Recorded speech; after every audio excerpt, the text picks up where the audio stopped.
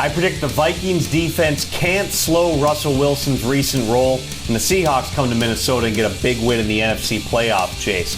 Wilson's been making a lot of his plays recently from inside the pocket. That's something the coaches have encouraged. I'm very interested to see what Vikings coach Mike Zimmer's game plan will be against a quarterback who still can use his legs to get out of trouble.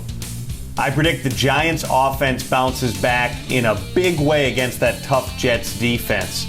And they're going to need to, because that Giants defense right now might be the worst in the entire NFL. They're built to win one way. They've got to score a lot of points, take the heat off the defense. The Jets' defensive line might be the best in the NFL, which is going to put a lot on Eli Manning's shoulders, as well as Odell Beckham Jr.'s shoulders. I think both guys find a way to step up and have a big game. I predict Matt Hasselbeck's magic finally runs out and the Colts fall to the Steelers.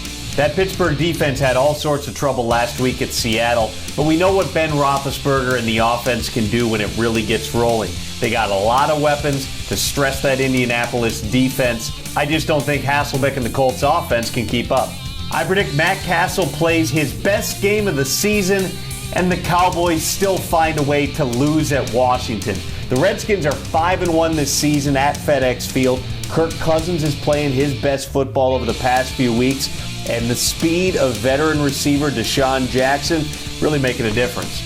Wild win for the Packers on Thursday at Detroit after falling into a 20-0 hole. And probably the best news out of this, if you're Green Bay, is now you've got some extra time to heal up and keep trying to sort out your issues. The Packers didn't play well for the majority of Thursday's game. If they don't recover one of their own fumbles in the end zone, get a face mask call on the last down of regulation, and then throw a Hail Mary on an untimed down, they lose. They get swept by the Lions. The slide continues. Instead, maybe some good vibes, but that's only worth so much. On defense, they had some significant breakdowns, particularly early. On offense, who's going to step up and help Aaron Rodgers? Is it Richard Rodgers who catches the Hail Mary? Is it John Crockett or one of their other practice squad call-ups? Somebody needs to figure it out over the next 10 days before the Dallas Cowboys come into Lambeau Field. Let's see what they have for the stretch run. Big game in the NFC playoff chase between the Seahawks and Vikings. Two teams that are built pretty similarly. They want to play dominant defense, pound the football, supplement your offense in the passing game.